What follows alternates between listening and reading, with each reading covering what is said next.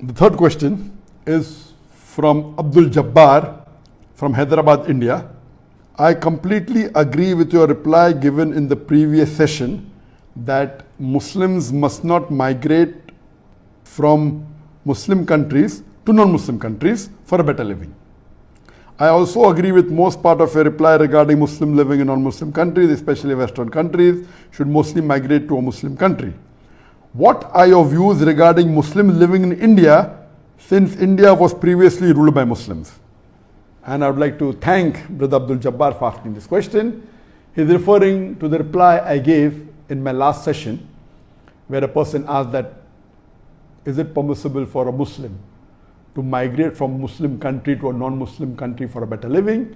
And I will just repeat in short, and I said it is not permissible for a Muslim to migrate from a Muslim country to a non-Muslim country for a better living, unless it is for education. He can do for that couple of years of education and come back, or if he wants to do dawah and he wants to become a full-time da'i, going as a da'i and giving dawah in a non-Muslim country is permissible, but for no other reason, for a better living or so that you can get more money or you can have a luxurious life, besides these two reasons, for a better living or anything else, it is not permissible for Muslims to leave a Muslim country and go to a non-Muslim country, especially referring to the Western country.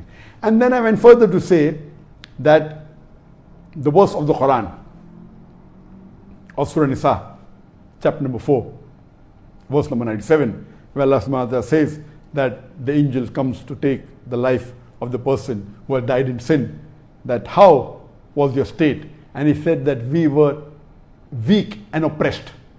Then the angel replies that the earth of Allah subhanahu wa ta'ala is vast, so why didn't you migrate? And those who do not do that, Allah says, they will go to hell and their refuge will be evil. So based on this, there are three options for a Muslim living in a non-Muslim country.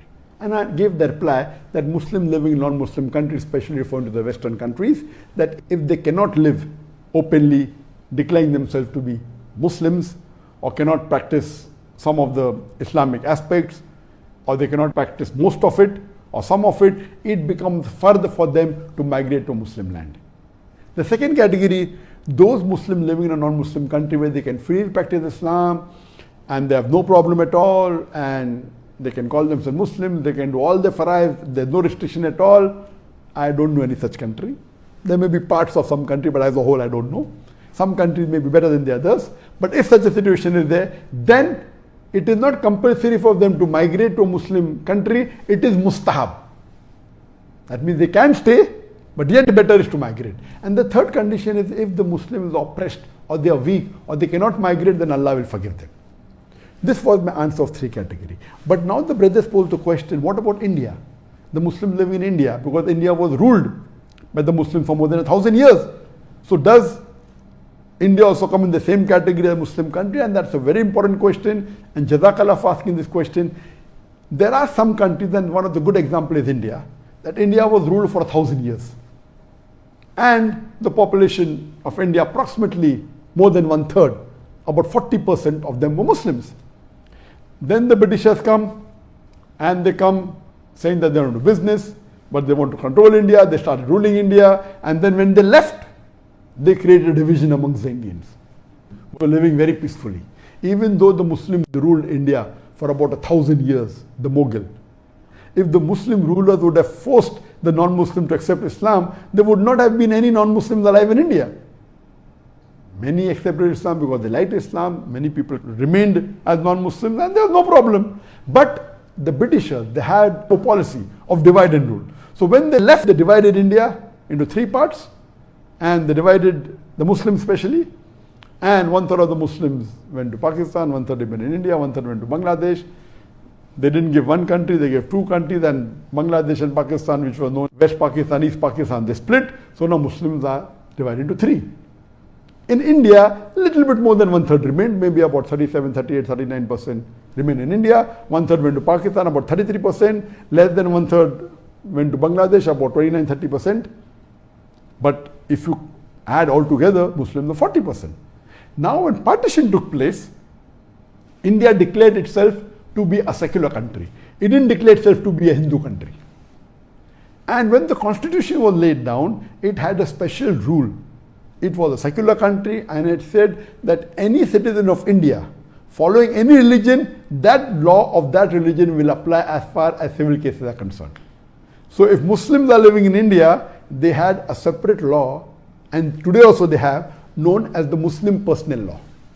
The Christian have their Christian law. The Hindus, they have their Hindu law. So when this was drafted, it gave permission for all the religions to practice their religion freely. All the citizens of India. India was not at all a Hindu country, and even today it is not. It is a secular country, it is a democratic country, and it said that any citizen of India, whichever religion he belongs to, can live here peacefully. So based on that, India is a unique case in the world where Muslims ruled for 1,000 years. And today also, according to me, the majority of Muslims in any country in the world, number one is India. Though statistic-wise it says number one is Indonesia, about 220, 230 million Muslims. Number two is India, some about 200 million. Some people say that it is Pakistan, about 202 million. And third is Pakistan. Some say second is Pakistan, third is India, and then fourth is Bangladesh. According to me, the Indian government doesn't declare the correct number of Muslims. They don't count many millions of Muslims in Assam, etc. I feel, according to me, minimum Muslims would be 250 to 300 million today. So according to me, the country which has maximum number of Muslims living in any part of the world, number one is India, then is Indonesia, then is Pakistan. The number of Muslims in India would be minimum 250 million, can even go up to 300 million. Now, when the partition took place, the government that was formed in India, the constitution says that every citizen of India has the right to preach, practice and propagate his religion. And it is just about 4 years back that I left my country, and for more than 20 years, mashallah, for about 25 years, I did dawah openly, large audiences, and India has been a very safe place for the Muslims. It is recently when the BJP government came to power, just hardly 6 years back in 2014, that the problem started. Previously the problems were minor, and the Muslim could live peacefully.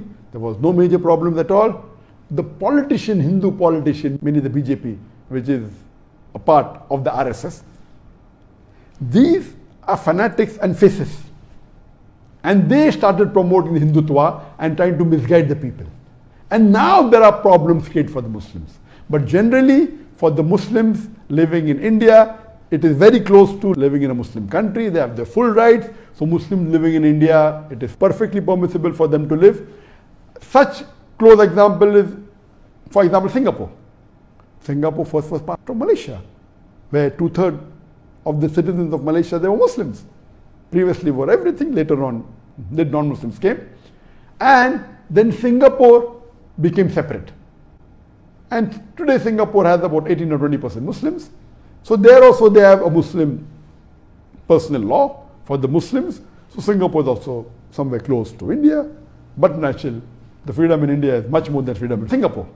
So there are certain few more countries like that, maybe Mauritius or some which may have a Muslim personal law. So in such countries, India is one of the best amongst these countries. In these countries where there is a Muslim personal law, where you can follow. I don't know of any Western country where a Muslim can follow Muslim personal law. Only the criminal law is common in India and these countries. But in the Western countries, certain things the Muslims are permitted. For example, they are allowed to have halls of worship, but they cannot marry according to the Islamic law. They cannot have more than one wife. The nikah is not valid. The divorce is not according to the Islamic Sharia. Inheritance is not according to Islamic Sharia. You can will it, that's a different case. And neither can you openly practice your deen as you can do in India. Yes, there are some non-Muslim countries which are better than the other non-Muslim countries. So my answer was basically talking about non-Muslim countries, mainly the Western countries and the other non-Muslim country. So India will come close to a Muslim country, not fully like a Muslim country. It's not required for the Muslims in India to migrate. They can live, and you have a lot of history of Muslims, and if you see the structure that I've created and a rich source of Islamic knowledge is there in India. So but natural, Jazakallah for asking the question. This is a different case altogether, like in India and other few countries of the world. Hope that answers the question.